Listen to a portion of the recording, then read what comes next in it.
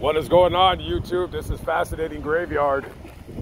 Today we are in Bloomington, Illinois, and I'm here to show you the location of one of the most brutal crimes that has ever happened in this town. We're gonna go back to October 27th, 1988. A man by the name of William Anderson, he's running for county coroner, all right? So he goes to S&S liquor store, probably picks him up a bottle of Jack or whatever he wants to drink, and he hands out employees pencils with his name on it saying that he's running for county coroner. Hey, vote for me. Vote for William Anderson. Here's a pencil, kid. He leaves the liquor store. He goes home.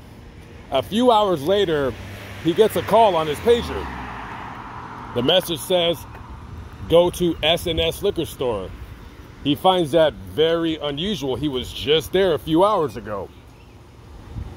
He gets in his car. He comes down to S&S liquor store, which is right here where this building, red brick building, that was the location of where he went on that night. And when he arrived, there was one man that was deceased by the name of Scott Burton.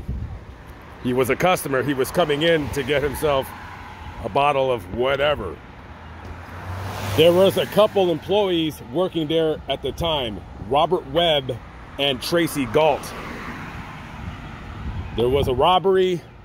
3 people were shot, 1 injured. Robert Webb and Whitney Cole were the other 2 people that were shot. They took both of them to the hospital. Whitney Cole, 24 years of age, died the following morning. And Robert Webb, he hung on for as long as he could, and he would die a few days later. They were both each shot once in the back of the head. You had a robbery where 3 black males came in here on that night, seen Scott, put a gun to the back of his head and marched him to the front of the store, along with Whitney Cole. They were both just customers here. They bring him to the front of the store and they demand Tracy open up the safe. As she's doing that, all of a sudden, one of the guys just hits her with the butt of the gun right upside her head. She falls, and then she hears pop, pop, pop. And then they fled. So now you have a liquor store robbery turned into a triple homicide. There were no fingerprints. There was absolutely no evidence. Nothing was doing. The detectives here in Bloomington, they got a bunch of calls. Oh, it could be this person, it could be that person. Who knows what happened? Who knows what happened? And the case would grow cold. It would grow cold. 6 months turns into a year, turns into 2 years. You have 3 people dead, brutally murdered for a couple $100s, if that.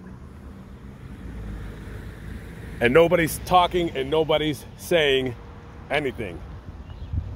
But there would be a break in the case about 2 years later. And of all the places that tip would come from would be none other than prison. So there was a man that was doing time in prison for a gun-related crime. His name was Glenn Wilson. So this guy, Glenn Wilson, he calls, or he sends a kite, which is basically a letter to whatever sergeant that is in charge of the part of the prison where he's currently incarcerated. So he requests to speak to the sergeant about something very important. He might have information on a triple murder that took place in Illinois. So he talks to the sergeant. He says his spiel. I have some information about the liquor store murders down in Bloomington. So the sergeant calls the homicide detectives here in Bloomington, and they go up to the prison to interview this guy. So they go in the little meeting room They sit down and they say, okay, tell us what happened. Like, what do you know? So he starts rambling off his story that he knows that these two guys committed these murders, and that one is like living in Bloomington still, the other one lives in, I believe, Springfield or maybe another town around that general vicinity. And he's talking, and they say, okay, we'll be in touch. So they leave, and both of them detectives, they look at each other and they say, this guy knows more than what he's leading on. So they get the names of these other two guys, Alvin Alexander and Howard Wilson. Now, these guys are brothers, but I believe Alexander is a half-brother of the Wilson guys, or they could all be half-brothers. I'm not sure. I believe they're all brothers, though. They're all related. So they go back to the prison. They're investigating, and they grill him. They say, okay, listen, obviously we have reason to believe that you know more than what you're leading on, and dare I say, we think that you were there. So tell us what's going on. So his story goes from, oh, I heard it on the street, to I was there, and it goes from there to him being the shooter. They talk to the other two guys. They think that maybe Alvin was the shooter. They grilled both of these guys. I believe they picked up, I want to say, Howard first. And Howard was the one that spilled the beans. He said, oh yeah, we robbed the place, but Glenn Wilson was the trigger man. He's the one that shot each one in the back of the head. And he knew certain aspects of the crime that nobody else would have known. Like, for instance, how many times were they shot in the head? Where in the back of the head were they shot? Where were their bodies positioned in the liquor store? So forth and so on.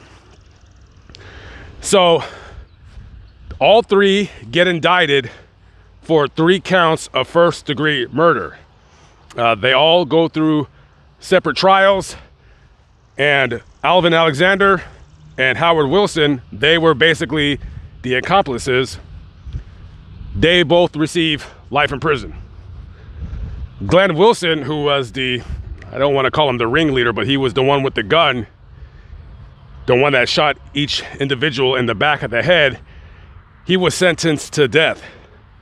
But of course, it was changed to life in prison because Illinois, they abolished the death penalty.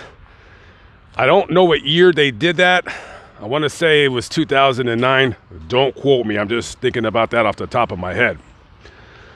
So currently, Glenn Wilson, Alvin Alexander, and Howard Wilson are both doing their time, their life sentences at the, I think it's called the Pontiac Correctional Facility here in Illinois. And hopefully these guys will never see the light of day ever again. You take what is, planned out to be nothing more than a simple robbery just to get enough money to buy whatever drugs that you need or whatever that you want to do in life because you're too lazy to work. And for some unknown reason, you shoot and kill 3 people. And that guy, Robert Webb, I think he was at the time a Sunday school teacher. And previously, he was working at a drugstore in town. And he had told his wife, he said, hey, I want to get this job at the liquor store because I don't feel safe at the other job. I don't know why he felt that way. Maybe he was in a bad neighborhood. But he said, hey, this is going to be an easier job for me. It's going to be a lot less stress. I'm going to be safer there. And he would be dead within a few weeks.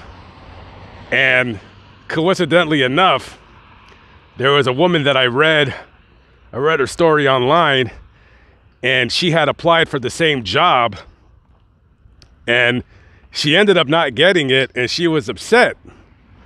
She's like, man, I really wanted that job. And then this happened, and she was watching it on the news, and one part of her said, oh my God, that could have been me. You know, and you would feel relieved, right, when you realize that you got a job at a place where somebody just got murdered. But that relief, that instant relief, turned into bitter sadness because that was her brother. And this is the grave of Robert Webb. He left behind a wife and 2 kids.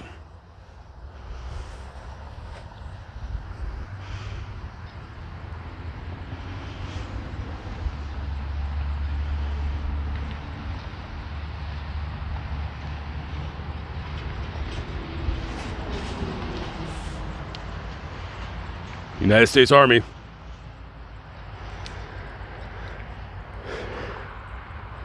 You know, just a young guy, probably, you know, maybe he wasn't trying to make a career out of working at a liquor store, but he's just trying to provide for his family. He's probably just working until he figures out, okay, I'm going to have to, you know, get something else. But in the meantime, this will work. And him, Scott Burton, and Whitney Cole's lives were brutally taken away by 3 POSs for no reason,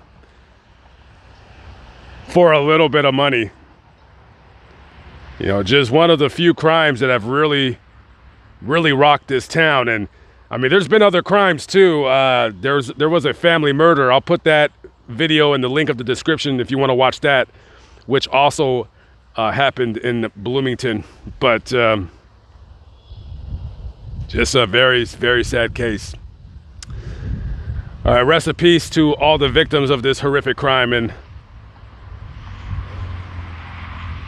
yeah, okay, I'm Lamont, Fascinating Graveyard, guys. I will catch up with you all later. Have a good one. Peace out.